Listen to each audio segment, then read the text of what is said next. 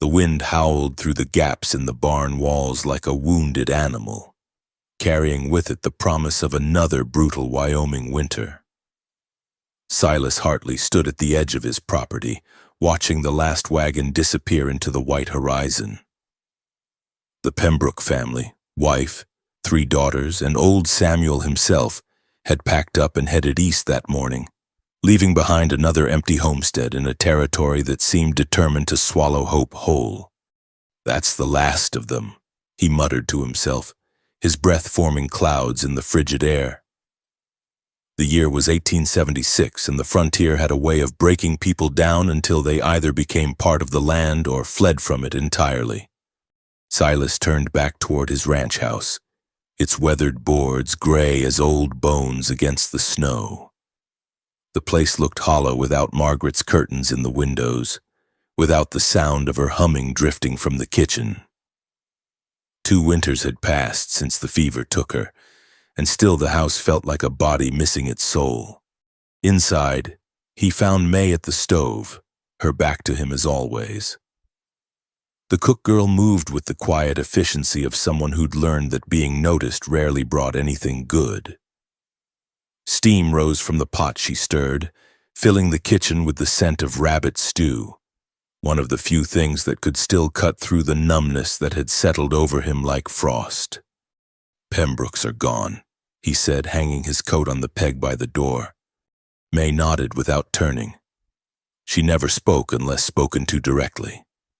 And even then, her words came sparse as rain in August. 6 months she'd been here, hired on when the last cook had run off with a traveling merchant. 6 months of meals appearing like clockwork, of a kitchen kept cleaner than it had been even in Margaret's time, of a presence so careful it barely disturbed the air. Silas sat heavily at the table, pulling the crumpled letter from his vest pocket. He'd read it a dozen times since the courier brought it yesterday, but the words hadn't changed. The Homestead Act was clear. Widowed men had 6 months to remarry or forfeit their claims. His extension had run out. 30 days remained before the bank could seize everything he'd built with his bare hands. "You need something else?" May's voice was soft, barely above a whisper. She'd turned slightly, enough that he could see the profile of her face, sharp cheekbones, skin weathered by sun and hardship, dark hair pulled back in a severe bun that did nothing to soften her features. "No, the stew's fine." He folded the letter, unfolded it again. "May, can I ask you something?" She stilled, her knuckles white around the wooden spoon. "Sir, why didn't you leave with the others? Every other woman in 50 miles has gone east or gotten married off. Why are you still here?" For a long moment, only the fire crackling in the stove filled the silence. Then she set the spoon down carefully, precisely, and turned to face him fully. Her eyes were the color of winter creek water, gray-blue and just as cold. Where would I go? The question hung in the air between them, heavy with meanings he couldn't quite grasp. Silas studied her face, seeing for the first time the careful blankness she wore like armor. In 6 months, he knew nothing about her beyond her name and her skill with cast iron. She'd arrived with a single carpet bag and a letter of reference from a ranch 2 territories over. No mention of family, no stories of where she'd come from. Just May, no last name offered or asked for. There's opportunities back east, cities where a woman can find respectable work. Her laugh was sharp and brief as a gunshot. Respectable. She turned back to the stove. "Your supper will be ready in 20 minutes. Silas recognized a dismissal when he heard one, but desperation made him bold. "I need to ask you something else, something that might sound improper, but I need you to hear me out." Her shoulders tensed, but she didn't move away. "Waiting. I'm going to lose this ranch. The Homestead Act says a widower can't hold land without a wife. I've got 30 days before the bank takes everything." He stood, pacing to the window where snow had begun to fall in earnest. I'm not asking for a real marriage, just a legal arrangement to keep the land. The silence stretched so long he wondered if she'd heard him. When he turned back, she was watching him with those creek-water eyes, her face unreadable as stone. Why me? Because you're here. Because you're the only unmarried woman left in the territory who isn't spoken for or too young or too old. He ran a hand through his hair, already more gray than brown at 35. Because I don't know what else to do. May untied her apron with deliberate movements, folded it, set it on the counter. When she pushed up her sleeves to wash her hands at the basin, Silas saw them, scars circling her wrists like bracelets, old but deep. She caught him looking and quickly pulled her sleeves down. I don't need a wife, he said quietly. I need someone to keep the bank from taking my land. You'd have a roof over your head, food, safety. I wouldn't expect anything else. Safety. She tested the word like she was tasting something foreign. You don't know what you're asking. Then tell me. But she was already moving toward the door that led to her small room off the kitchen. Your supper's on the stove. The bread's in the warming box. Ime. She paused in the doorway, not looking back. I'll give you an answer in the morning. The door closed with a soft click, leaving Silas alone with the cooling stew and the weight of everything unsaid. Outside, the wind picked up, rattling the windows in their frames. Somewhere in the distance, wolves howled, a sound that always made him think of Margaret, of how she used to say they were singing to their lost ones. He ate mechanically, barely tasting the food. The house groaned around him, settling into the cold the way old bones settle into ache. In her room, he could hear May moving about, the scrape of a chair, the soft thud of boots being removed. Such ordinary sounds, but coming from her they seemed weighted with secrets. The letter lay on the table before him, its official seal mocking in the lamplight. 30 days. He'd built this ranch from nothing, raised cattle through blizzards and drought, buried his wife in the hill overlooking the pasture she'd loved. All of it would be gone if he couldn't find a way to satisfy the law's demands. He thought of May's scars, of the way she'd said safety like it was a fairy tale told to children.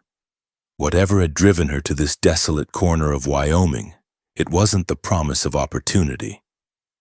She was running from something, or someone.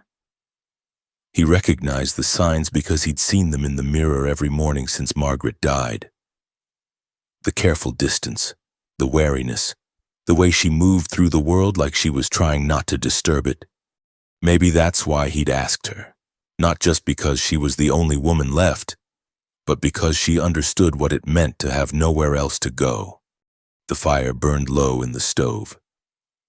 Silas banked it for the night, checked the locks on the doors, a habit from the early days when claim jumpers and worse roamed the territory. As he climbed the stairs to his empty bed, he wondered what morning would bring.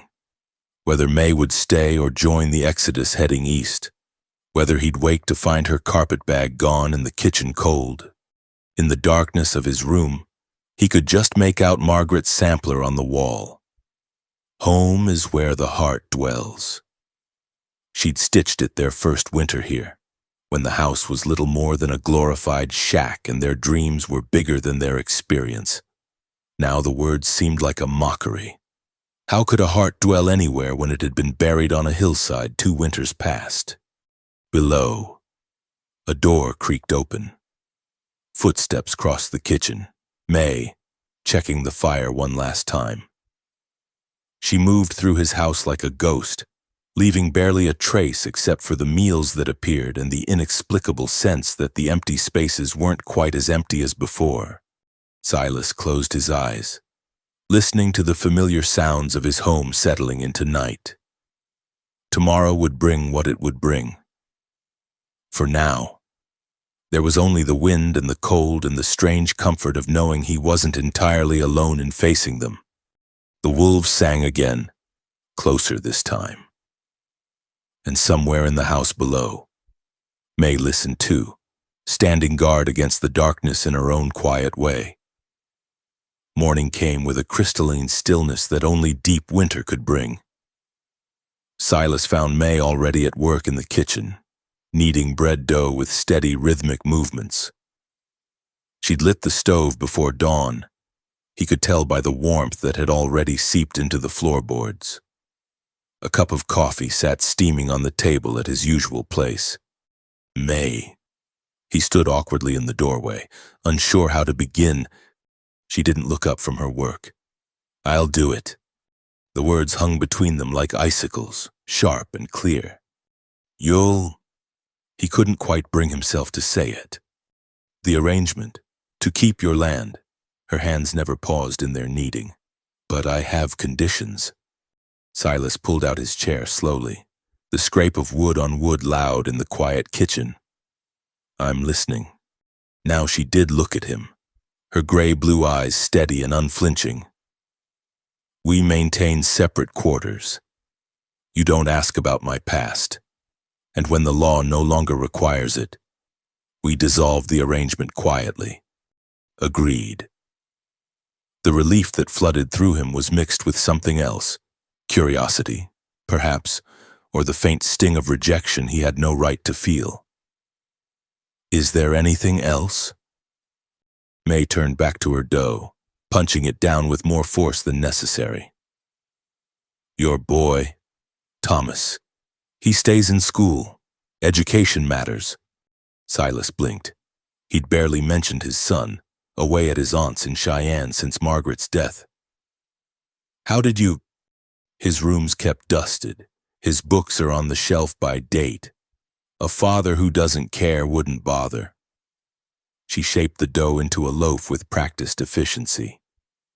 "He should have a chance at something better than this. This is his inheritance. This land, it will mean nothing if he's not equipped to keep it." She slid the loaf into the oven, movements sharp and precise. "The world's changing. Reading land deeds and contracts will matter more than reading weather signs soon enough." There was a weight to her words that spoke of hard-learned lessons. Silas found himself wondering again what had brought her here, what had carved those lines around her eyes that spoke of vigilance even in repose. "When?" he asked finally. "Judge Carpenter rides circuit next week. We can make it legal then." She wiped her hands on her apron, each movement deliberate and controlled. "Until then, we continue as we have. Nothing changes. The ranch hands will talk." "Let them," her voice carried a bitter edge. "They talk already." Silas had noticed the way the men looked at her, speculation and something darker in their glances. But May moved through their regard like she moved through everything else, with a careful distance that discouraged familiarity. Even Sam, his foreman for 10 years, had learned not to linger in the kitchen when she was working. "I should tell you," Silas began, then stopped. What was there to tell? That he still woke reaching for Margaret? That some nights he stood at her grave and talked to the headstone like she might answer? That this arrangement felt like both betrayal and survival? "You don't owe me explanations," May said quietly. "We're solving each other's problems, that's all." But even as she said it, her hand went unconsciously to her sleeve, tugging it down over those telltale scars. Silas wondered what problem she was solving, what had driven her to accept a proposal that offered so little. "I'll need to go to town, file the papers, make the announcement." He grimaced at the thought. "People will have questions. Tell them the truth. You need to keep your land. I need a roof." She pulled a pan of biscuits from the warming oven, golden brown and perfect as everything she made. Simple transactions are easiest to understand, but there was nothing simple about the way she moved through his kitchen. Nothing simple about the careful space she maintained between them, as measured as the ingredients she used in her cooking. Silas had the sudden thought that she'd been maintaining distances all her life, that the geography between them was just one more calculation in a long series of measurements designed to keep the world at arm's length. "Thank you," he said finally. She paused in laying out breakfast, just for a moment. "Don't thank me yet. You don't know what you're getting." "Neither do you." That earned him a look, sharp, assessing, with something that might have been surprise flickering in those creek-water eyes. Then she turned away, busying herself with unnecessary tasks while he ate in silence. After breakfast, Silas rode out to check the cattle in the far pasture. The snow lay thick and unmarked save for the occasional track of rabbit or deer. His breath clouded in the frigid air as he counted heads, checking for signs of sickness or injury. The work was familiar, grounding, a relief from the strange tension of the morning's conversation. When he returned near dusk, he found May hauling water from the well, struggling with the weight of the full bucket against the ice-slicked ground. Without thinking, he swung down from his horse and took the rope from her hands. She stepped back immediately, that careful distance reasserting itself. "I can manage." "I know you can." He hauled the bucket up with easy strength. "But there's no sense in you breaking your back when I'm standing right here." She watched him with those guarded eyes, and he had the unsettling feeling she was cataloging his every movement, filing away his actions like she was keeping some invisible ledger of debts and payments. "Your supper's in the warming oven," she said finally. "I'll be in my room." "You don't eat?" "I take my meals alone." She was already moving toward the house, shoulders rigid under her worn shawl. "Always have." Silas wanted to call her back, to insist she sit at his table like a proper... What? Not wife, not yet, not hired help, not anymore. They existed in some unnamed space between definitions, and perhaps that's what made it bearable for both of them. That night, he heard her moving about long after the house should have been quiet. The soft scrape of a chair being positioned, the click of a latch being tested.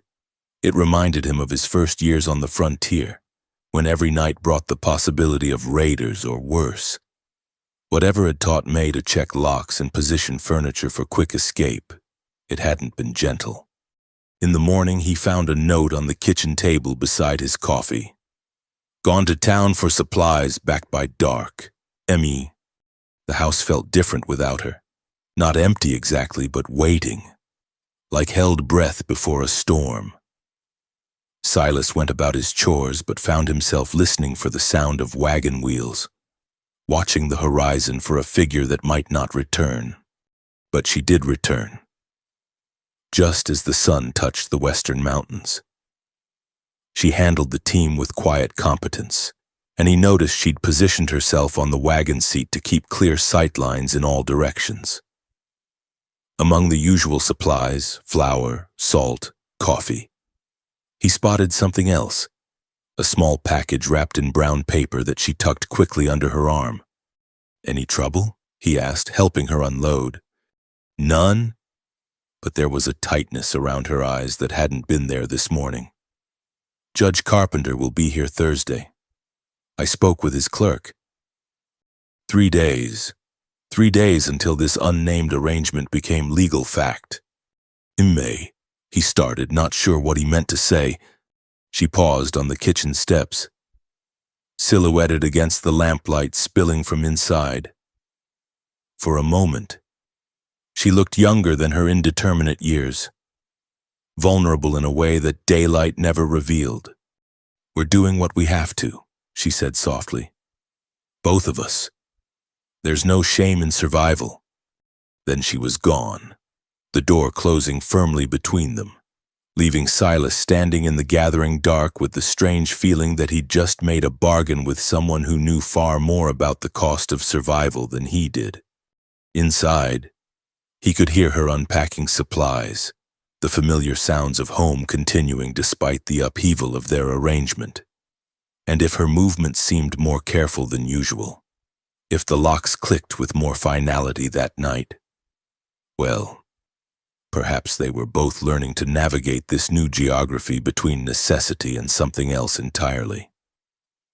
The first sign of trouble came 3 days after the judge made their arrangement legal. Silas found the fence post by the north pasture carved with a symbol, a crude star surrounded by circles. Fresh cuts in the weathered wood, made sometime during the night. He stood studying it, unease prickling along his spine. In 15 years of ranching, he'd seen his share of drifter signs and territory marks. This was different, deliberate, personal. When he returned to the house, May was hanging laundry on the line despite the freezing wind. Her movements were quick, efficient, but he noticed how she kept glancing toward the horizon.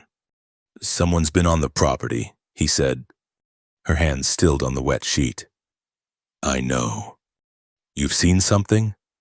"Smoke, yesterday from the eastern ridge, gone when I looked again."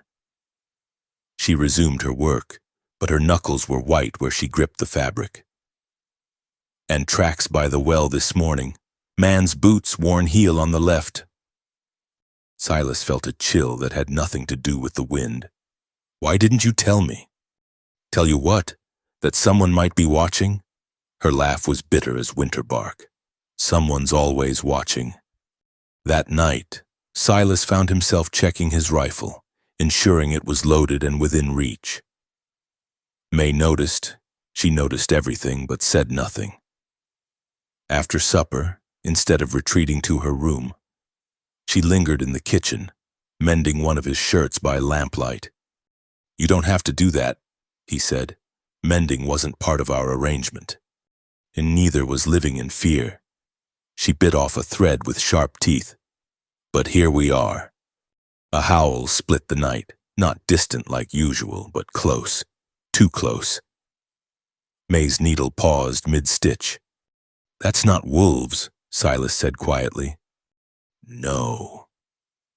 She set aside the mending and moved to the window, staying to one side, out of direct view.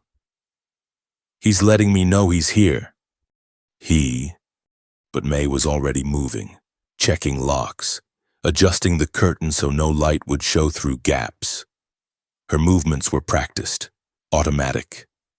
How many nights had she spent securing other houses, other windows?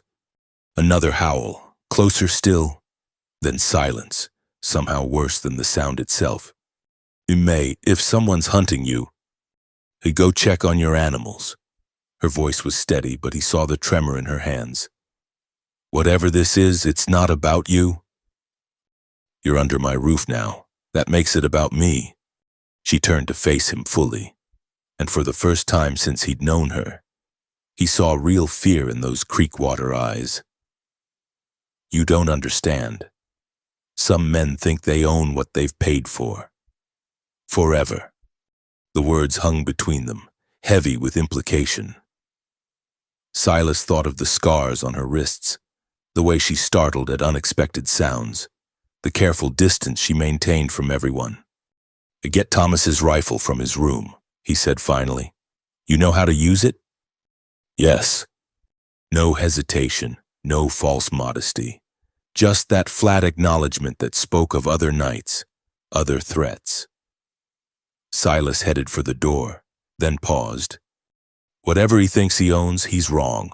You're May Hartley now, legal and binding." Something shifted in her expression. Surprise, perhaps, or a gratitude too complex for words. Then she was climbing the stairs to retrieve the rifle, her footsteps quiet as a ghost's. Outside, the night was still as death. Silas made his way to the barn, senses strung tight as wire. The horses were restless, ears pricked forward, nostrils flaring, but the cattle in the near pasture seemed calm enough. He was checking the barn doors when he heard it, a scrape of boot on wood, coming from the hayloft above. Silas froze, hand moving slowly to his sidearm. That's far enough, friend. The voice was rough, amused. Just came to check on my property. You're trespassing. Silas kept his voice level. I'll ask you to leave. Can't leave without what's mine. A pause, then the strike of a match. In the brief flare of light, Silas glimpsed a face, weathered, bearded, with eyes cold as January ice. She tell you what she is? What that paper in the courthouse really bought you? I know enough. The man laughed, an ugly sound. Doubt that, but you'll learn. She always was more trouble than she was worth, just too proud to break proper. Rage, sudden and hot, flooded through Silas. Get off my land. Your land? Another match flared. For now. The implied threat hung in the air like smoke. Then, with a creak of boards, the presence in the loft withdrew. Silas waited, listening, until he heard the distant sound of hoofbeats heading east. When he returned to the house, May was standing in the kitchen, Thomas's rifle held with easy familiarity. She'd changed into a dark dress, harder to see at night, and pulled her hair back severely. He's gone, Silas said, for now. She nodded, unsurprised. He'll be back. His kind always comes back. Then we'll be ready. She set the rifle carefully on the table. This isn't your fight. You're my wife, legal and binding, like I said. He hung his coat with deliberate calm. That makes your fights mine. May studied him for a long moment, and he wondered what she saw. A desperate rancher who'd married her for land? A man playing at protection he couldn't provide? Or something else? Something that made her shoulders ease just slightly from their rigid line. I know those marks he makes, she said finally. Learn them young. They're meant to say I'm marked, that I can be tracked anywhere. You're not marked. The words came out fiercer than he intended. You're not property, not anymore. Her smile was sad and knowing. The law might say different things now, but men like him don't much care for law unless it serves them. She moved to return the rifle to Thomas's room, but Silas stopped her. Keep it close tonight. For once, she didn't argue. The next morning brought fresh snow and more signs, boot prints circling the house, another symbol carved into the gatepost. May went about her morning routine, but Silas noticed how she kept the rifle within reach, how she startled when icicles fell from the roof. I could send for the sheriff, he offered over breakfast. With what proof? Some marks on wood, tracks in the snow. She shook her head. Besides, Sheriff Watson wouldn't ride 2 days for a woman like me. You're not... He stopped, frustrated. You're my wife, that means something. To you, maybe. She rose to clear the dishes. Not to men who knew me before. But that afternoon, something shifted. Silas was repairing harnesses in the barn when he heard voices, Thomas's young tenor mixing with May's quieter tones. His son had returned unexpectedly from Cheyenne, full of stories about school and town life. Through the barn door, Silas watched May listening to the boy with careful attention, asking questions that made Thomas beam with pride. When the boy mentioned being hungry from his journey, she immediately set about making his favorite cornbread, moving through the kitchen with purpose. Pa didn't tell me he got married, Thomas said, perched on the kitchen stool like he'd done as a smaller boy. May's hands paused in their mixing. It was recent and quiet. Are you going to be my mother now? The question hung in the air, fragile as spun glass. Silas held his breath, not wanting to interrupt but unable to walk away. I'm going to be here, May said finally. I'm going to make sure you eat proper meals and keep up with your studies. The rest, that's up to you. Thomas considered this with 12-year-old solemnity. Ma used to make cornbread with honey butter. I can do that. May's voice was gentle. If you show me how she did it. And just like that, Thomas began chattering about his mother's recipes, about the way she'd let him lick the spoon, about how she'd hum while she cooked. May listened, asked questions, and slowly drew the boy out of his initial wariness. When Silas finally entered the kitchen, he found them working side by side, Thomas measuring flour while May guided his hands. The sight hit him unexpectedly, not because it reminded him of Margaret, but because it was entirely its own thing. May teaching with quiet patience, Thomas responding with eager trust. "Eepa," Thomas grinned, flour dusting his nose. "May's teaching me to make biscuits for supper. Is she now?" Silas caught May's eye, saw something vulnerable there before she looked away. "Better pay attention. May's biscuits are the best in the territory." That night, with Thomas safe in his room and new snow falling to cover the day's tracks, Silas found May standing watch by the kitchen window. "He won't come while the boy's here," she said quietly. "Men like him are cowards at heart. They prefer their victims alone. You're not alone anymore." She turned to look at him, and in the lamplight, he could see the weight of years in her eyes. "I've been alone so long. I'm not sure I remember how to be otherwise." "Well," Silas said, moving to stand beside her at the window, maintaining that careful distance she seemed to need. "Maybe we can figure it out together." Outside, something howled, definitely wolves this time, wild and free. May didn't flinch. Instead, she pulled Thomas's rifle closer and continued her watch, while Silas kept his own vigil beside her, not touching, not speaking, but together nonetheless. And maybe, for now, that was enough. The whispers started at church first, glances that lingered too long, conversations that stopped when May entered the general store.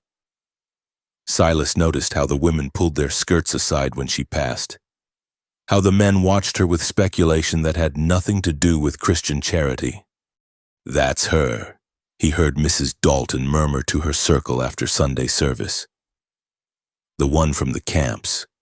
Sarah Henderson swears she saw the marks herself when May was working at the Broken Wheel Ranch." "A marked woman," Mrs. Cooper added, voice dripping disapproval. "And now, mistress of the Hartley spread, poor Margaret must be turning in her grave." Silas's hands clenched, but May touched his arm lightly, the first time she'd voluntarily made contact. "Leave it," she said quietly. "Their words can't hurt me." But he saw how she held her head higher, spine straight as an iron rod, as they walked to their wagon.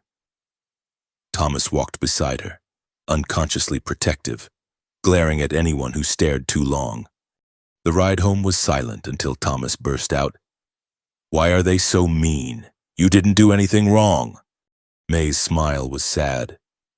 "Sometimes people fear what they don't understand, Thomas, and sometimes they need someone to look down on to feel better about themselves. But that's not fair." "No," she agreed, "it's not." That evening, Silas found her in the barn, brushing down the horses with methodical strokes. She often retreated here when the weight of town gossip pressed too heavy. "I could speak to Reverend Mills," he offered. "Ask him to address it from the pulpit." "And say what? That his congregation should show Christian charity to the fallen woman?" She didn't pause in her brushing. "I've heard those sermons before. They only make things worse." "You're not—" He stopped, frustrated by his inability to find the right words. "You're not what they say." "Aren't I?" She finally looked at him, those creek water eyes holding depths he couldn't fathom. "They're not wrong about the marks, Silas, or about what they mean. I don't care. You should," she returned to brushing the mare. "Your reputation matters here. Thomas needs to see that we don't abandon family because of gossip." The word family hung between them, unexpected and fragile. May's hand stilled on the brush, Is that what we are? Before Silas could answer, hoofbeats thundered into the yard. Sam, his foreman, dismounted in a rush. Boss, we got trouble. Fence cut on the eastern boundary. About 30 head missing. Silas cursed under his breath. Cattle theft was a hanging offense, but only if you could prove it. How long? Fresh. Couldn't be more than a few hours. Sam glanced at May, then away. There's more. Found this nailed to a post. He handed over a piece of paper, in crude letters. Some property brings bad luck. Smart men know when to cut losses. May went very still. I'll pack my things. Like hell you will. The vehemence in Silas's voice surprised them all. Sam, gather the men. We're riding out. Silas, May started. No.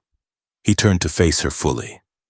I knew what I was doing when I married you, so did you. We don't run from bullies or thieves.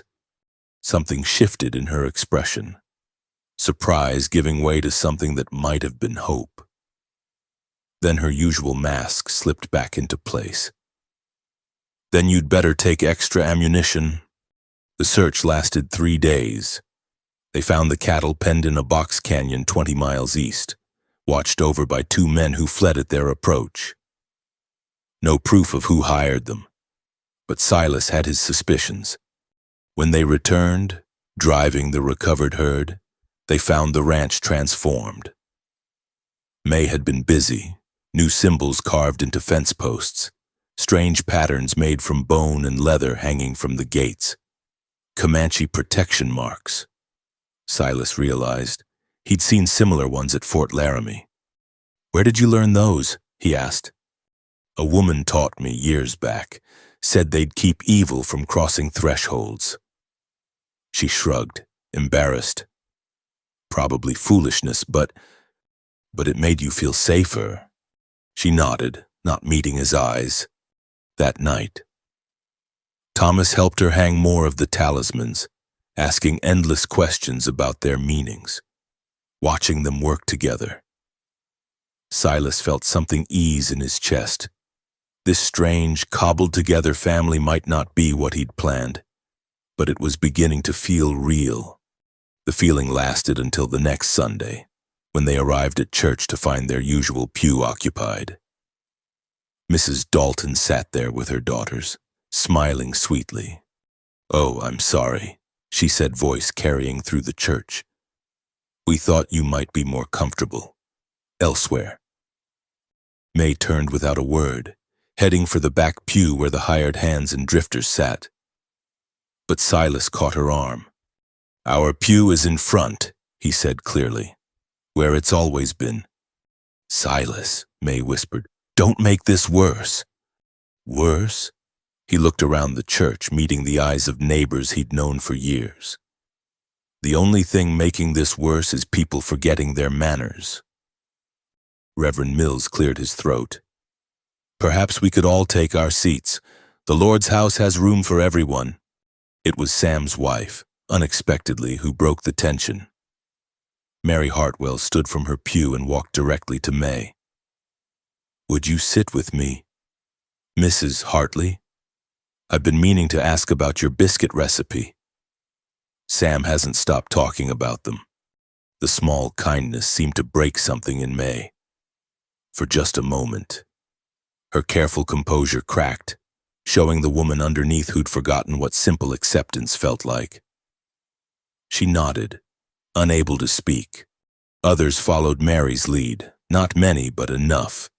The widow Chen who ran the laundry, old Pete, the blacksmith, the Hendersons, who'd lost their own daughter to raiders years back.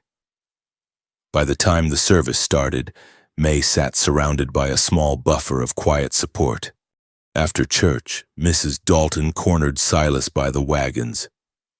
"You're making a mistake. That woman will bring nothing but trouble. The only trouble I've seen has come from people who ought to know better." He helped May up onto the wagon seat, noticed how she still trembled slightly. "Good day, Mrs. Dalton." As they drove home, Thomas chattering about his Sunday school lesson, May sat silent. Finally, she said, Mary didn't have to do that. She might face consequences. Mary's tougher than she looks. Besides, Silas glanced at her. Sometimes people surprise you. Sometimes they remember what's right. That evening, he found her standing by Margaret's grave on the hill. He'd never seen her there before, had wondered if she avoided it out of respect or discomfort. She held a small bouquet of prairie flowers, the hardy ones that bloomed even in cold. I hope you don't mind, she said without turning. I wanted to tell her I'd look after things, after Thomas and you, that I understood this wasn't what anyone planned. Silas stood beside her, looking down at the headstone. She would have liked you. Margaret always stood up for people others looked down on. I'm not trying to replace her. I know. He watched the wind play with the loose strands of her hair. But you're here now. That matters too. May placed the flowers carefully at the base of the headstone. When she straightened, he saw tears on her cheeks, the first he'd ever seen from her. The women at church were right about one thing, she said. I am marked, not just the scars, but deeper. Some things don't wash off, no matter how far you run. Maybe not, Silas said quietly. But maybe that's not the point. Maybe the point is what you do after, how you live despite the marks. She looked at him then, really looked at him, and he saw past her careful walls to the woman who'd survived things he couldn't imagine, who'd chosen to stop running even when staying meant facing judgment and scorn. Your Margaret was lucky, she said finally, to have someone who sees people clear. They stood together in the fading light, not touching but not separate either, while below them the ranch spread out like a promise of work to be done, of lives to be lived, of a future that neither of them had expected but both were beginning to fight for. That night, May made 5 protection talismans for Thomas's room. For good dreams, she told him, and he hung them proudly, declaring he'd tell everyone at school about the Comanche magic protecting their ranch. Silas, listening from the hallway, thought about marks and meaning, about the stories people told themselves and the truths that lived beneath. May might be marked by her past, but she was marking their future too, with quiet strength, fierce protection, and a grace that no amount of gossip could diminish. The talisman swayed gently in the evening breeze, and somewhere in the darkness, wolves howled. But inside the house, his strange new family was safe and whole, and that was enough, more than enough. The smell of smoke woke Silas from dead sleep. For a moment, he lay still, thinking it might be the kitchen stove or a neighbor's chimney carried on the wind. Then he heard the horses screaming. He was out of bed and pulling on boots before his mind fully caught up. Through the window, orange light flickered where no light should be. The barn was ablaze. Fire! He yanked open his door to find May already in the hallway, fully dressed as if she'd never gone to bed. Get Thomas, get him out of the house. The horses? I'll get them, go! But she was already moving past him, toward the flames rather than away. Silas cursed and followed, bursting into the yard to find the barn fully engulfed on one side, flames licking hungrily at the dry timber. May had thrown open the barn doors and plunged inside without hesitation. Through the smoke, he could see her working to free the terrified horses, her slight figure dwarfed by the plunging animals. Silas rushed to help, pulling his shirt over his nose against the choking smoke. Together they got the horses out, all but one. Margaret's old mare who'd collapsed in her stall, overcome by smoke. May tried to go back for her, but Silas bodily dragged her away as a beam crashed down where she'd been standing. Let me go, she's still alive. She's gone. He held her tight as she struggled, unsurprised by her strength. "May, she's gone." The fight went out of her suddenly, and she sagged against him, coughing. That's when he saw Thomas in the yard, working the water pump frantically, filling buckets that Sam and the other hands were throwing on the spreading flames. "The house," May gasped. "Winds shifting." She was right. Sparks were already landing on the roof of the main house, the dry shingles beginning to smolder. What followed was a nightmare of smoke and flame, of blistered hands and aching lungs, of fighting desperately to save what they could. The barn was lost. That became clear early. They focused on keeping the fire from spreading, soaking the ground between buildings, beating out spot fires with wet blankets. And through it all, May worked like a woman possessed, seeming to be everywhere at once, organizing bucket brigades, directing the men, climbing onto the roof with wet burlap to smother embers despite Silas's shouts to get down. It was near dawn when help arrived. Riders from town, led unexpectedly by Mary Hartwell and her husband. Word had spread, smoke visible for miles, and neighbors had come despite the early hour and the subject of gossip who lived here. "Saw the glow from our place," Jim Hartwell said, taking a bucket from Silas's blistered hands. "Mary wouldn't let me come alone." More arrived as the sun rose. The Hendersons, the widow Chen with her sons, even some who'd snubbed May at church. Faced with disaster, the community responded as it always had on the frontier, putting aside petty judgments for the greater need. By full daylight, the fire was out. The barn was a blackened skeleton, still smoking, but the house stood intact save for some charred shingles. Silas surveyed the damage, exhaustion weighing him down like iron chains. "Could have been worse," Sam said, his face streaked with soot. If Mrs. Hartley hadn't smelled the smoke so quick. Silas looked for May, found her by the water pump, cleaning a nasty burn on her palm with careful efficiency. Her dress was ruined. Her hair had come completely loose from its usual severe bun, and there were holes burned in her boots. But her back was straight, her movements steady. "Let me see," he said, taking her hand. The burn was worse than she was letting on, blistered and angry red. "It's nothing. It's not nothing." He drew water fresh from the pump, cool from deep underground, and held her hand in it. She hissed at the contact but didn't pull away. "You could have been killed going into that barn. So could you. I didn't go back for a horse that was already gone." Her jaw tightened. She was Margaret's. The words hit him unexpectedly. She'd risked her life for his dead wife's horse, for a connection to a woman she'd never met but whose place she'd somehow inherited. "May." "Mrs. Hartley?" Mary Hartwell approached with a basket. "I brought salve for burns and some food I imagine no one's eaten." May blinked at her, seemed to really see the crowd for the first time. "They all came." "Of course they came," Mary said briskly, taking May's injured hand with gentle expertise. "Fire doesn't care about gossip, and neither do decent folk when there's real trouble." As Mary tended to May, Silas noticed something else. The women who'd come to help weren't keeping their distance anymore. They worked alongside May, taking her direction without question, seeing her as she was in crisis, competent, brave, selfless. "Found something, boss."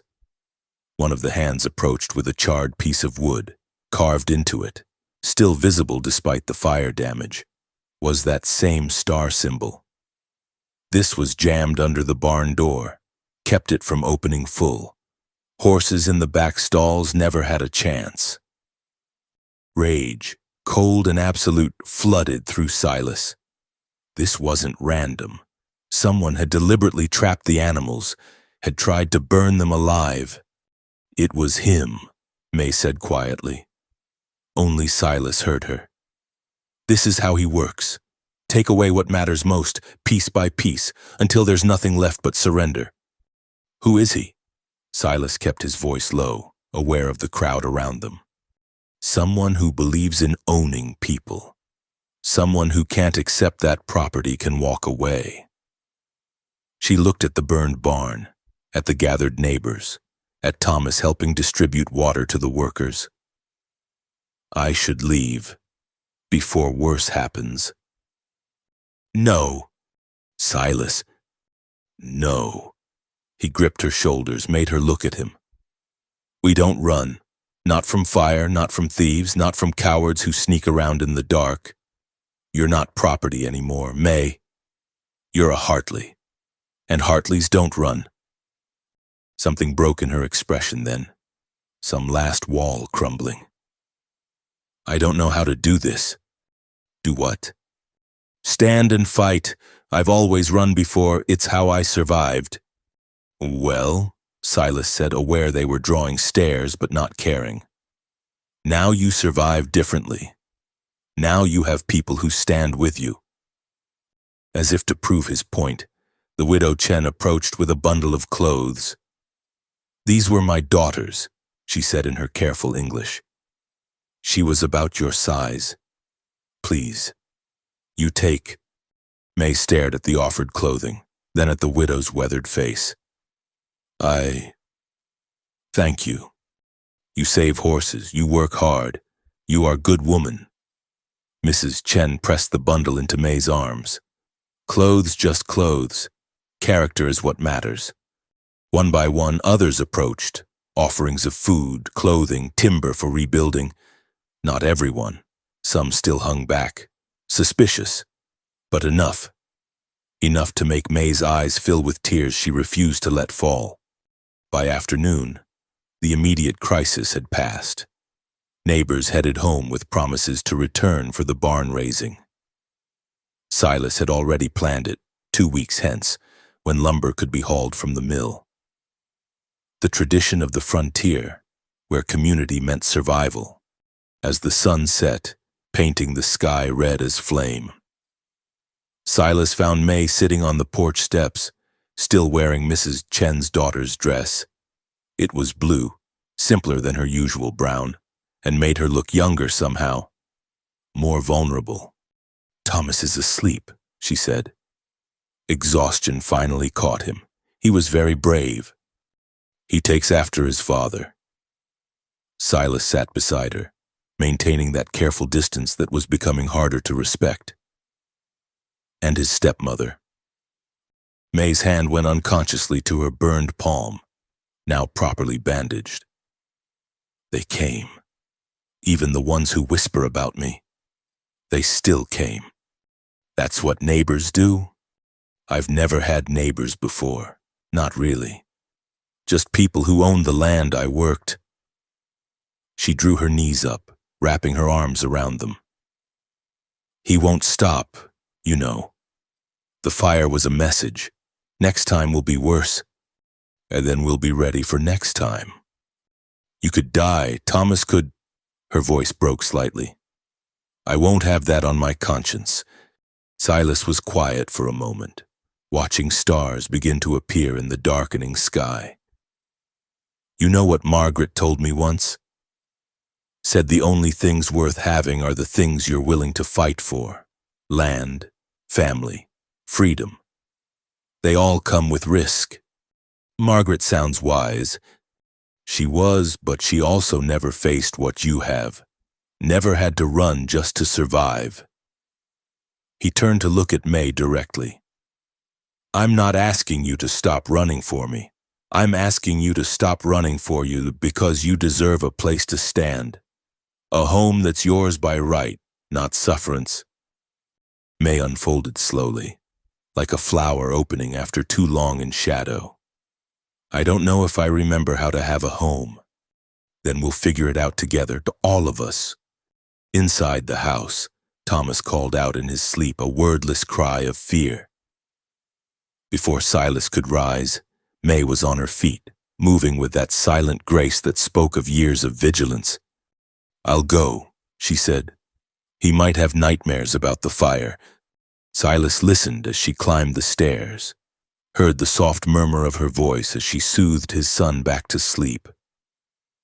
Through the window, he could see the smoldering remains of the barn, ugly as a scar in the darkness.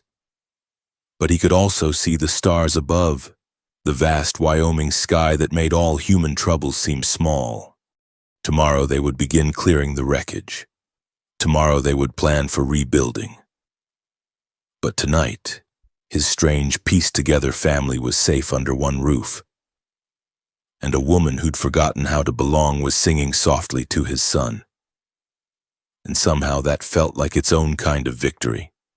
The wolves howled in the distance, wild, free, unowned, and for the first time since the night began.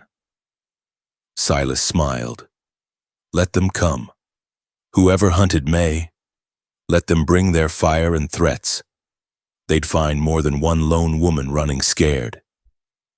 They'd find a family that had been forged in flame and cooled in courage. They'd find Hartley's, and Hartley's didn't break easy. The letter to the bank took Silas 3 drafts to get right.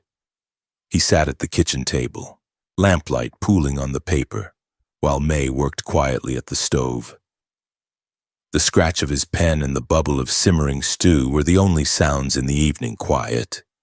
"A dear Mr. Morrison," he read aloud, testing the words. "I write to inform you that the conditions of the Homestead Act have been met in full. My wife, May Hartley, is not merely a legal formality but the true partner in this ranch's operation and future." May's stirring paused. "You don't need to say all that." "Yes, I do." He dipped the pen again. "They need to understand. Everyone needs to understand." She turned to face him, backlit by the stove's glow. 2 weeks had passed since the fire, and the new barn's frame rose like bones against the sky, testament to neighbors' sweat and solidarity. The work had changed things, or maybe the fire had. May no longer faded into corners when visitors came. She met eyes, answered questions, even smiled occasionally when Thomas made her laugh. "Why does it matter what they understand?" she asked. "Because you're not a condition to be met. You're not a convenience or a solution to a legal problem." He set down the pen, choosing his words carefully.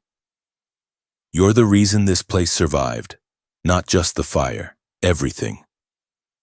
Thomas eats regular meals again. The house feels lived in. The men respect you. Hell, even the chickens lay better since you started tending them." A ghost of a smile touched her lips. "I doubt Mr. Morrison at the bank cares about egg production. Then I'll tell him about the fence lines you spotted needed mending before we lost cattle, or how you doctored Sam's horse when everyone thought she'd have to be put down. Or—" "Silas." She moved closer, still maintaining that careful distance but less rigidly than before. "Why are you doing this?"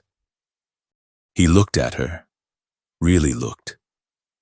The lamplight caught the silver threads in her dark hair, the fine lines around her eyes that spoke of weather and worry. Her sleeves were rolled up for kitchen work, and he could see the scars on her wrists. No longer hidden, no longer shameful, just part of her story. "Because it's true," he said simply. Before she could respond, hoofbeats thundered into the yard, not one rider but several.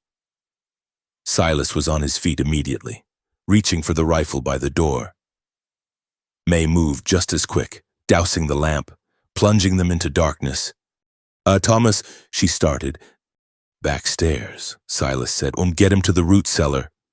But she was already moving, silent as smoke. Silas peered through the window, trying to count shapes in the moonlight. 4 riders, maybe 5. They'd stopped just outside the fence, making no move to enter. "E. Hartley," the voice carried clear and cold through the night air. "Got business to discuss?" Silas recognized the voice from the barn that night, the man who'd called May property. Rage rose in his throat like bile, but he forced it down. Rage made men stupid. State your business from there, he called back.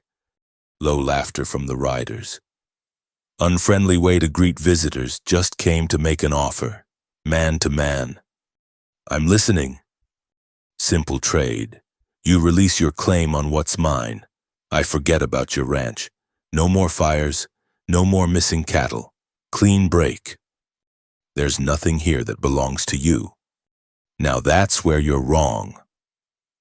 The lead rider moved slightly and moonlight caught his face. Heavy features, dark beard, eyes like chips of flint. See? I paid good money for that woman. Bills of sale all legal and proper. Then she up and stole herself, which makes her a thief. You harboring a thief. Hartley? I'm harboring my wife, legal and proper like you said. Your wife. The words dripped contempt. You have any idea what you married, what she is? I know exactly who I married. Movement behind him. May had returned, moving silent as always. In her hands was Thomas's rifle, loaded and ready. Don't go out there, she whispered. He wasn't planning to... Getting impatient. Hartley, the rider called. This offer won't last. Next time I come, won't be to talk. Then don't come. Silas kept his voice steady, though rage still simmered. This is Hartley land. My wife is May Hartley. There's no one here you have claim to. Silence stretched taut as wire. Then the lead rider spat in the dirt. Your funeral. Rancher. Literally. They wheeled their horses and rode off, but not far. Silas could see them setting camp just beyond his property line, their fire a mocking spark in the darkness. They're not leaving, May said unnecessarily. No. Silas finally let go of the rifle, his hands cramping from gripping it. They want to scare us, make us jumpy, weak. It's working. Her voice was barely audible. I'm scared. The admission cost her. He could see it in the way she stood, rigid with the effort of vulnerability. Silas wanted to comfort her but didn't know how, didn't know what she'd accept. Where's Thomas? He asked instead. A root cellar, like you said, with blankets and the old shotgun. A pause. He wanted to come help. I had to promise him we were safe. Are we? She looked at him with those creekwater eyes, and he saw the woman who'd survived things he couldn't imagine, who'd run so far and so long she'd forgotten how to stop. I don't know, she said, but I'm tired of being scared, tired of running, tired of men like him thinking they own the right to hunt me. Something had shifted in her voice, fear crystallizing into something harder, more dangerous. Silas recognized it. He'd heard it in his own voice the day he'd decided to stay and fight for this land. Despite drought and Indians and everything else the frontier threw at them. What do you want to do? He asked. I want to stand in front of this town and tell them what I am, what I was, what was done to me. Her hands tightened on the rifle. I want them to see the marks and know the truth, not the whispers. And then I want them to decide, am I May Hartley or am I still property to be traded? May, I know what you'll say, that it doesn't matter what they think.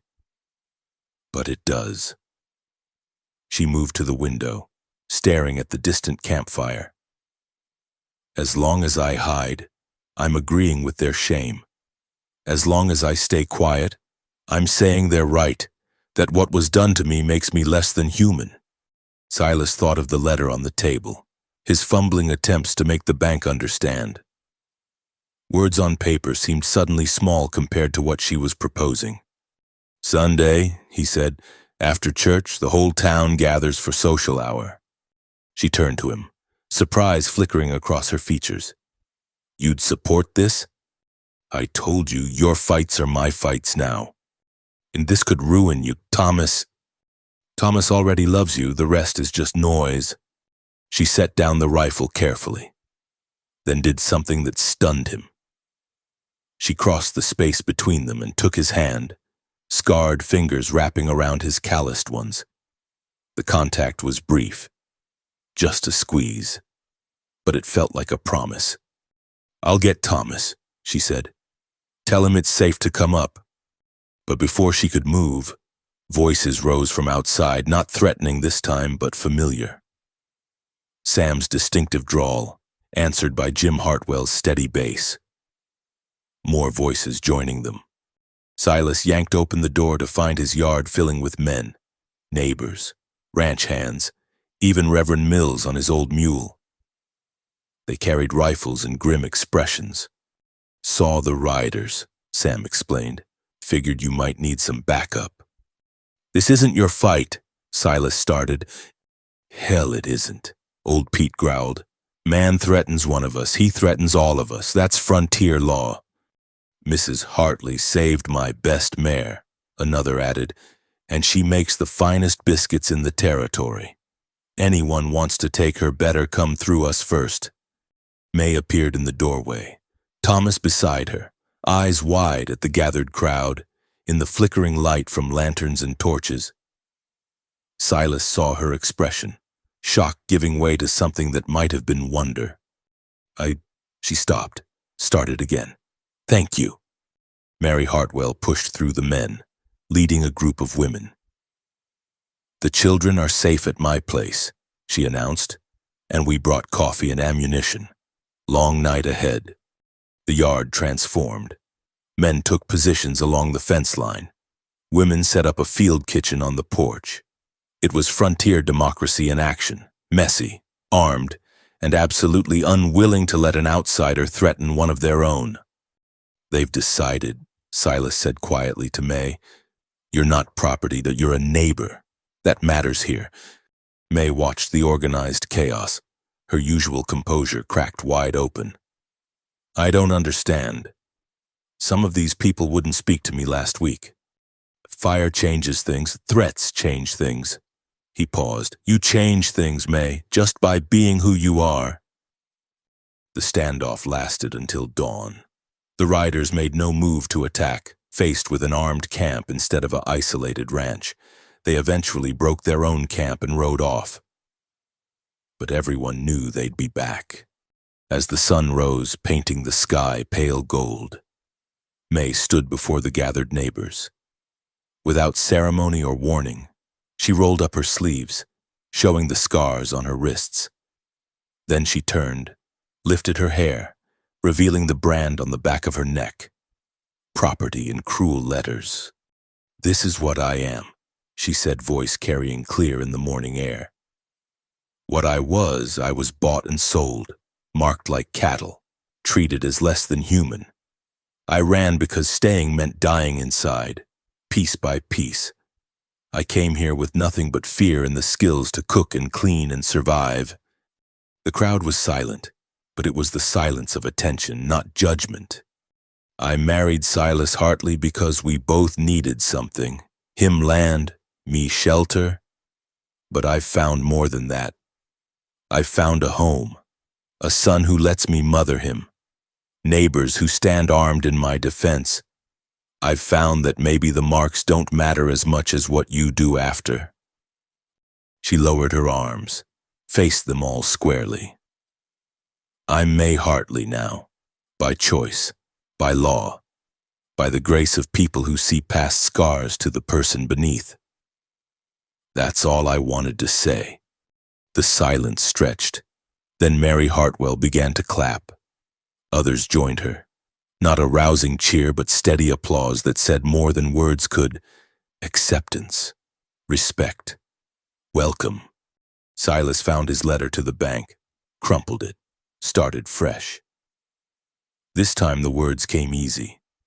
"Mr. Morrison, my wife, May Hartley, stands as full partner in this ranch. Any claims against her are claims against the Hartley name. We will defend both with everything we have. The land is ours. The future is ours. And we're not going anywhere." He signed it with a flourish, then looked up to find May watching him, Thomas beside her, their strange little family whole and defended.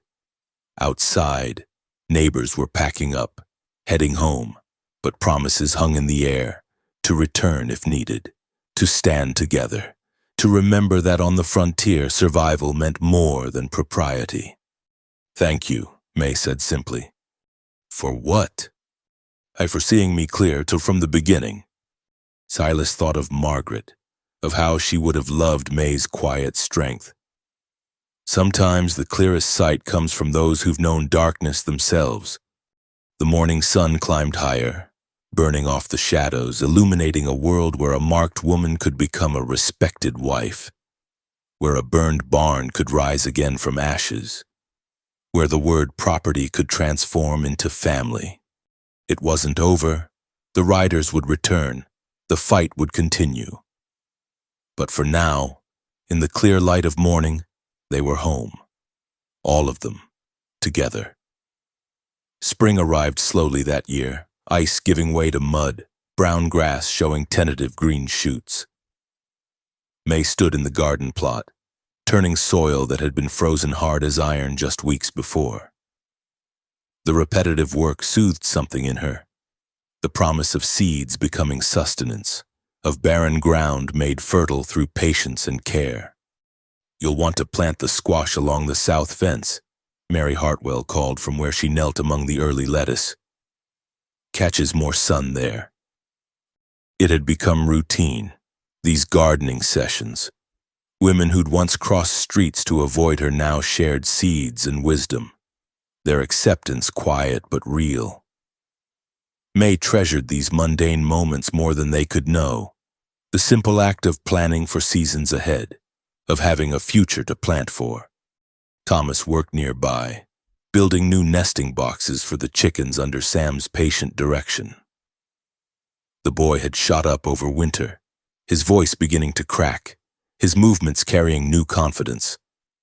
He'd taken to calling her Ma recently, not often, but naturally, like it had always been true. "Riders coming," Sam announced, straightening from his work.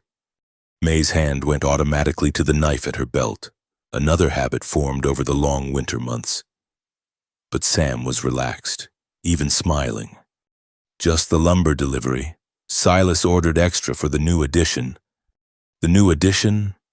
May still couldn't quite believe it. 2 more rooms being added to the house. One for a proper study where Thomas could do his schoolwork. Another that Silas simply called May's room, though she hadn't asked for it. "You need a space that's yours," he'd said when showing her the plans.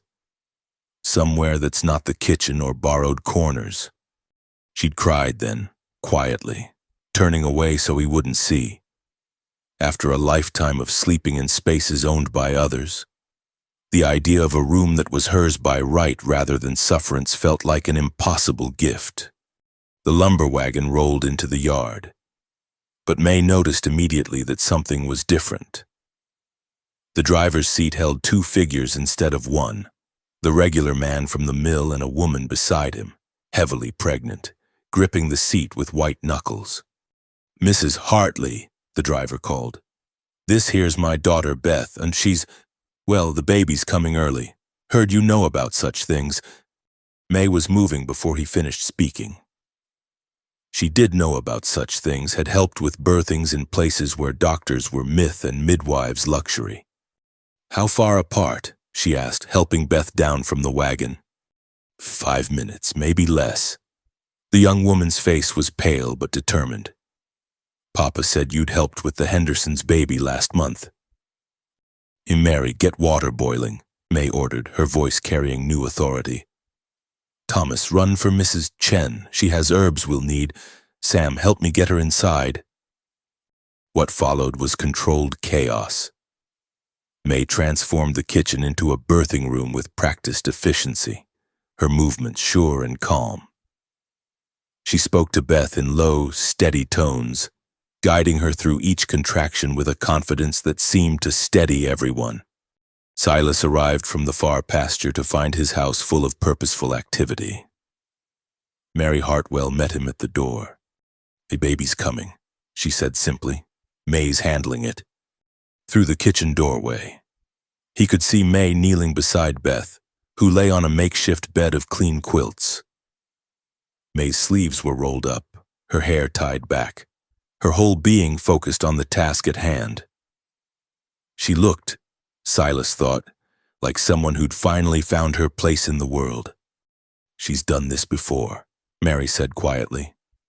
"You can see it in how she moves. No hesitation." The labor was long but uncomplicated. As afternoon faded to evening, a healthy cry announced the baby's arrival. A girl, small but fierce, with her mother's dark hair and her grandfather's stubborn chin. May wrapped the infant with infinite care, her face soft with an emotion Silas had never seen there before. When she placed the baby in Beth's arms, her hands lingered just a moment, as if reluctant to let go. "She's perfect," Beth whispered, tears streaming. Thank you so much." "You did the work," May said, but she was smiling, a real smile that transformed her face. "I just caught her." Later, after mother and baby had been settled in the guest room for the night, Silas found May on the porch. She'd made herself tea, a rare indulgence, and stood watching the stars emerge in the darkening sky. "You were amazing today," he said, joining her at the rail. "I delivered my first baby when I was 15. She said quietly. "In a camp where women had babies whether they wanted them or not. Learned because someone had to." She took a sip of tea. "Never thought I'd use those skills for joy instead of sorrow. Beth wants to name her May, after you." Her cup rattled against the saucer. "She shouldn't. I'm not someone to name a child after." "Why not?" Silas turned to face her. "You saved them both today. You've saved half the livestock in this county with your doctoring. You've made this house a home again. Why shouldn't a child carry your name?" "Because May isn't even my real name." The words came out in a rush like water through a broken dam. "It's just what they called me at the last place. Short for maybe, as in, maybe she'll survive, maybe she won't. My real name." She stopped, shook her head. "I haven't used it so long.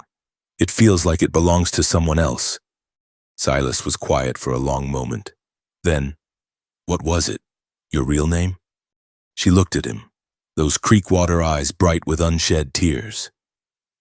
"Clara. My mother named me Clara. Clara." He tested the name, found it fit her, clear and strong and slightly unexpected. "Do you want to be Clara again?" "I don't know. May is who survived. May is who made it here. May is who Thomas calls Ma and you call wife." She set down her teacup with careful precision. "But Clara is who was free once, who had parents and a home and choices before." She didn't finish, didn't need to. Silas understood about befores and afters, about the people you were and the people you became. "You could be both," he suggested. "Clara May Hartley, none take all the pieces of who you were and who you are." She considered this, her face thoughtful in the lamplight spilling from inside. Through the window, they could hear Beth singing softly to her new daughter, Thomas asking excited questions about babies, Mary organizing sleeping arrangements with quiet efficiency. "Clara May," she said finally, trying on the name like new clothes. "It sounds like someone who could belong here." "You already belong here. I'm beginning to believe that." She turned to look at him fully. "Silas, what we have, this arrangement, it's not an arrangement anymore," he said quietly. "Hasn't been for months. This is a marriage. May, Clara, whatever you want to be called, this is a family." She reached out, tentative as a wild animal learning trust, and took his hand. Not briefly this time, but firmly, their fingers intertwining like their lives had become intertwined, through necessity first, then choice, now something deeper. "I don't know how to be a wife," she admitted. "A real wife, the kind Margaret was." I don't want you to be Margaret. I want you to be you, Clara May Hartley, who delivers babies and saves horses and makes Thomas laugh and stands up to men who think they own her. He squeezed her hand gently. That's the woman I want to build a life with. Inside, the baby cried, and Beth's soft voice soothed her. Life continuing its endless cycle, new generations arriving to inherit the world their parents built. May, Clara, looked through the window at the domestic scene, then back at Silas. All right, she said simply, let's build a life. They stood together on the porch, hands linked, watching the stars wheel overhead. Tomorrow would bring its own challenges, crops to plant, cattle to tend, the new rooms to build. The men who'd hunted her might return, though word had spread through the territory about the reception they'd received. The town might gossip, though less than before. But tonight, there was peace. There was a new baby named May sleeping in their guest room. There was Thomas, safe and happy, pestering anyone who'd listen with questions about helping with the spring calving. There was Mary Hartwell, who'd become a true friend. There was Sam and the Hands, loyal and protective. And there was this, two damaged people who'd found each other through necessity and discovered something neither had dared hope for. Not a passionate romance from the dime novels, but something better. A partnership built on respect, trust, and the slow recognition that broken things could be mended, that scarred people could still choose joy. I want to plant flowers this year, May said suddenly. Not just vegetable, flowers for no reason but beauty. And Margaret always wanted a flower garden, never got around to it. Then we'll plant it for her, and for us, and for baby May. She smiled, that transformative expression that was coming easier now. For all the reasons people plant flowers, hope and beauty and the promise that some things grow just because they can, Silas lifted their joined hands, pressed a kiss to her scarred knuckles. Whatever you want to plant, we'll plant. Inside, Thomas called out that the baby was awake again, his voice excited and proud as any big brother's. May turned toward the door, then paused. Clara May, she said firmly. When we sign the birth certificate tomorrow as witnesses, I want to sign it Clara May Hartley. Clara May Hartley it is. She nodded, satisfied, and went inside to tend to the baby, to the family, to the life they were building one careful day at a time. Silas followed, closing the door on the vast Wyoming night, sealing in the warmth and light and tentative joy of a house becoming a home. On the kitchen table, the plans for the new addition lay spread out, penciled notes in the margins about window placement and door frames. But there were new sketches too. A flower garden along the south wall, a larger chicken coop, a swing for the oak tree Thomas loved to climb. Plans for a future, plans for a life. Plans made by people who'd learned that sometimes the best families were the ones you built from scratch.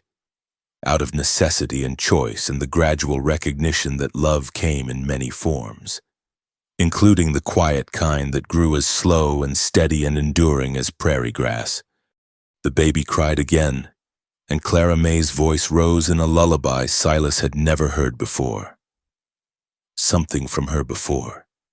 Maybe from the childhood she'd lost. But she was singing it now, in their kitchen, to a baby bearing her chosen name, while Thomas harmonized badly and Mary laughed. It was, Silas thought, the sound of home. The community gathering filled the Hartley yard with voices and laughter. Tables groaned under the weight of summer's bounty, fresh corn, ripe tomatoes, pies cooling in the shade. Children ran between the adults' legs while fiddle music drifted from where old Pete was tuning up for dancing. Clara May stood before them all, no longer the shadow who'd arrived 2 winters ago. The sun had bronzed her skin, and her hair, freed from its severe bun, caught the light like copper. She wore the blue dress Mary had helped her make, not fancy, but well-fitted and new, with no patches or borrowed history. "Strange to see so many folks here," she said, her voice carrying across the yard. "When I first came, I could barely look anyone in the eye, too afraid you'd see what I was trying to hide." The crowd quieted, even the children sensing something important was happening. But hiding is its own kind of prison. She pushed up her sleeves deliberately, revealing the scars that circled her wrists like pale bracelets. These marks told a story I didn't want to share. The story of a girl who was taken, sold, branded, who forgot her own name because it was easier than remembering who she'd been before. Silas watched from beside the porch. Thomas at his side, his son, their son, stood tall and protective, ready to defend his mother if anyone dared speak against her. But there was no need. The crowd listened with the respectful attention of people who'd learned to judge by actions rather than history. "I ran for years," Clara May continued. "Ran until I couldn't anymore. Ended up here, cooking for a widower who needed a wife to keep his land. We made a bargain, him and me. Practical, cold, safe." She smiled then, that transformative expression that still caught Silas by surprise. "But this land has a way of changing bargains into blessings." She turned slightly, pulling her hair aside to show the brand on her neck, property in faded but still visible letters. Several people gasped. Others had suspected but never seen. "This mark says I was owned. But today, I want to tell you what ownership really means." She let her hair fall back. "It means choosing to stay when you could run. It means planting gardens you'll tend next season. It means teaching a boy to make biscuits and catching babies when they're ready to be born. It means standing with neighbors when fire comes, or threats, or simple hard times." Her gaze found Silas across the crowd. "It means learning that love isn't always lightning and thunder. Sometimes it's quiet as morning coffee, steady as daily chores, strong as the man who sees your scars and calls them proof of survival, not shame." "That's our Ma," Thomas called out, unable to contain himself. "That's our Clara May." Laughter rippled through the crowd, warm and accepting. Clara May's smile widened. "Yes," she said, "I'm Clara May Hartley, wife, mother, neighbor. The marks are still there, they always will be. But they're not my story anymore. This is—" She gestured to encompass the gathering, the families who'd stood armed in her defense, the women who taught her which plants thrived in Wyoming soil, the children who called her Aunt May, the home that had grown from cold shelter to warm haven. So I'm not hiding anymore. The man who hunted me, who thought he owned me, he's nothing but dust and bad memories now. The woman he branded doesn't exist. In her place stands someone who chose her own name, her own home, her own family. Someone who belongs here as surely as the mountains belong to the sky." She stepped down from the makeshift platform Sam had built, moving through the crowd that parted respectfully. When she reached Silas, she did something that would have been unthinkable even months ago. She took his face in her hands and kissed him. There in front of everyone, claiming him as surely as he'd claimed her. "Thank you," she whispered against his lip, "for seeing me clear from the start." "Thank you," he replied, "also for staying long enough to be seen." The crowd erupted in applause and good-natured whoops. Old Pete struck up a lively tune, and couples began forming for dancing. But first, Reverend Mills raised his hand for attention. "I think," he said, his usually stern face soft with emotion, "that we've all learned something about judgment and redemption today, about how the past shapes us but needn't define us, about how community means accepting people not despite their scars, but because of the strength it took to survive them. "Amen," Mary Hartwell called out, and others echoed her. As the dancing began, Silas led Clara May to a quiet corner of the porch. The swing he'd built now hung there, wide enough for two, with Thomas's initials carved in the arm alongside a small star, Clara May's addition. "You didn't have to do that," he said. "Share all of it." "Yes, I did." She settled beside him closer than she'd ever voluntarily sat before. Shame grows in darkness. Truth needs light. And the kissing in public? He couldn't help the smile in his voice. That wasn't about shame or truth. She looked at him sideways, almost shy. That was just about wanting to kiss my husband. Before he could respond, Thomas bounded up, face flushed with excitement. "Ma, Beth's here with little May. She's walking now." They watched him race off to see the toddler who bore Clara May's name, one of 3 children in the county who did now. Each naming had been a small victory, a sign that she was seen as someone worth honoring, worth remembering. "Do you regret it?" Silas asked. "The bargain we made?" "What bargain?" Clara May took his hand, their fingers intertwining with practiced ease. "I see a choice, one we both made and keep making every day." The sun was setting, painting the sky in shades of gold and rose. The new barn stood solid against the horizon, raised by community hands. The garden bloomed with vegetables and flowers, beauty and sustenance growing side by side. The house had its new rooms, including Clara May's own space, though she rarely used it, preferring the shared warmth of family life. "Dance with me," she said suddenly. "Here. Here. Now. While our son plays and our neighbors celebrate and our home stands strong around us." They rose together, moving to the distant fiddle music. Clara May had learned to dance over the winter, taught by Thomas and Mary with much laughter and stepped on toes. Now she moved with confidence, letting Silas lead but matching him step for step. "I love you," he said, the words coming easier now. "Not because you saved my land or raised my son or keep my house, but because you're Clara May, who builds protection symbols and delivers babies and makes the best biscuits in Wyoming."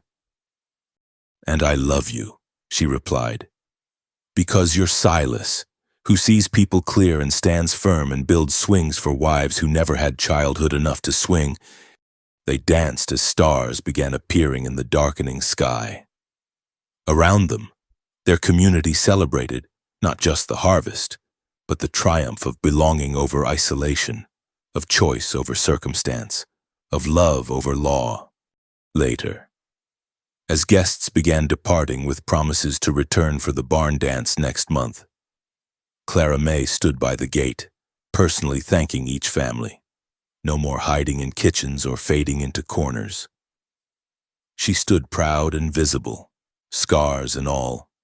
"Mrs. Chen," she called to the elderly woman. "Thank you for the herbs. They helped with Beth's baby." "Hey, you good woman," Mrs. Chen replied firmly. "Past is past. Future is what matters."